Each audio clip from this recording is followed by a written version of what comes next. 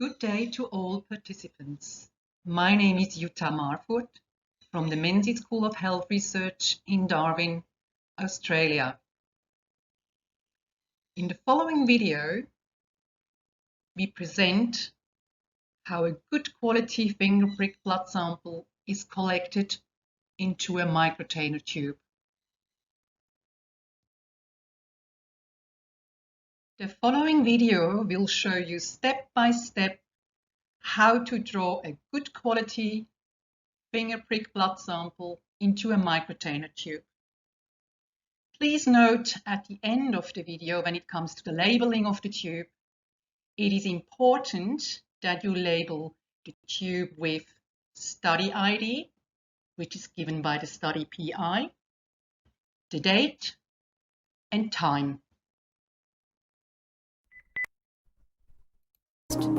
Ensure that the patient is clearly identified before each puncture. Prior to blood collection, it is recommended that the puncture site is warmed to help increase circulation.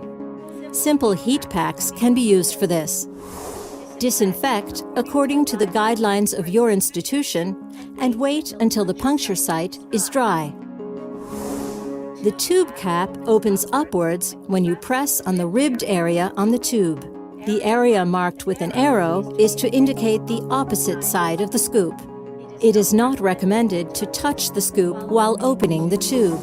Perform the puncture with a suitable lancet. Position the lancet so that the cut crosses the friction ridges. This technique provides the greatest sample yield. Depending on the test procedure, it may be necessary to wipe off the first drop of blood with a sterile gauze pad. The first drop of blood may interfere with the analysis result due to a high content of tissue fluid. Hold the puncture site in a downward position. This prevents the blood from dripping away. The blood can be easily collected by holding the mini collect tube at an angle. You do not need any other equipment thanks to the integrated scoop. It may be wise to lightly move the tube around or gently tap it on a hard surface to release the droplet from the scoop. Fill the tube with the designated amount of blood to ensure an appropriate mixing ratio of additive to blood. When you have collected the required volume of blood, close the cap again. A clear, audible click means that the tube is properly and completely closed. To immediately stabilize the blood sample, gently invert the mini collect tube 8 to 10 times directly after capillary collection. Stop the bleeding by pressing with a gauze pad.